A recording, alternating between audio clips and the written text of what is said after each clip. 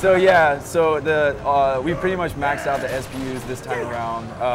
The technology was established in Drake's Fortune that we can render something really of high fidelity, high quality, beautiful saturation, lushness, and detail. In the Naughty Dog fashion, right? It's not just a war-torn environment; it's a saturated, lush, war-torn environment, which is the weirdest thing. But at least you're enthralled, right? You're interested in wanting to see more. And the SPUs, we've just about maxed them out.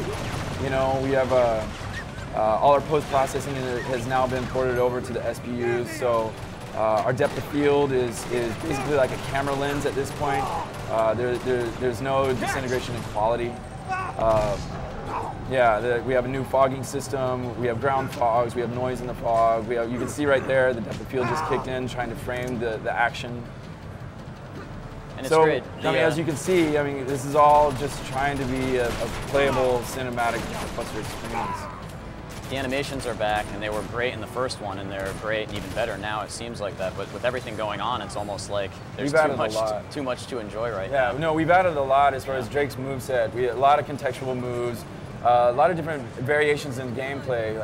Like I said, we're a character-driven, you know, video game, but what we're doing, I mean, what you're seeing right now, Drake is still completely in control. It's not just a movie being played out, then you hit a button and to react to it. It's like you're in control right now, you know? Yeah. And the world is collapsing around you. And that helicopter is just like a bear, you know? This thing's been harassing you. It showed up in earlier levels, and you know, it kind of foreshadows its existence. Lazarevic, our new antagonist, kind of heard about your location in the city, so he sent the helicopter after you. Your little AK isn't going to take that helicopter out. You didn't expect that building to collapse underneath you. You're just rolling with it like Drake, right? You're pressed against your limits. You have to overcome whatever comes at you. So, I mean, in storytelling terms, it's what's called the gap between expectation and result.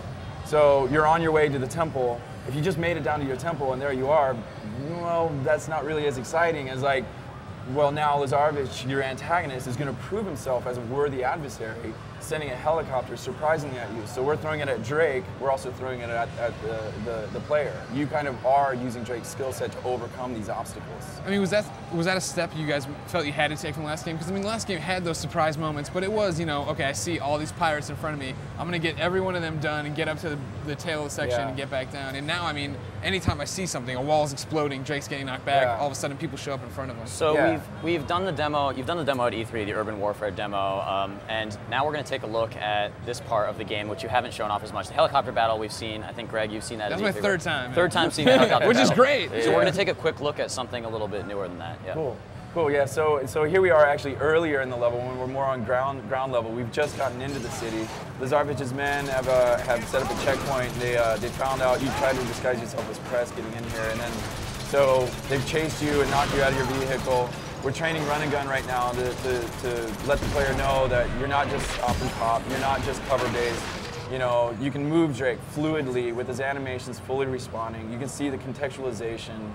He gets thrown by the impact of the truck exploding. I mean, this is all, you know, in game. These transitions and camera cuts and depth of field and all this. So we're trying to give you as seamless as an experience cinematically as possible. Well, guys, when I said quick, it was really that quick. Cool. It looks like we're going to get kicked out of the convention center. There's the announcement. The show is officially over. E3 is done. Guys, we took you up to the last minute, so I want to thank you for coming on the show. Thanks, man. Showing us Uncharted 2. Yep. Always a pleasure, Bruce. Always a pleasure. Now you're leaving the build with us, right? Yeah, let's do it. Uncharted 2 has left the building. So, guys, as soon as this announcement ends, we'll say goodbye, but I just wanted to prove to you that we've gotten as many segments in as possible. This is the last minute that we could have done this. Thanks for sticking with us. Thanks for sticking with your announcement. This does it for us at IGN, live from the show floor. All of us here at IGN want to thank you for spending your E3 with us. We hope you've had as much fun as we did. And for even more coverage on all your favorite games, check out IGN.com. Until then, I'm Dave Clayman. I'm thanking you for Jessica, who's been here as well. Thanks, guys. Thanks for coming by. We'll see you next time.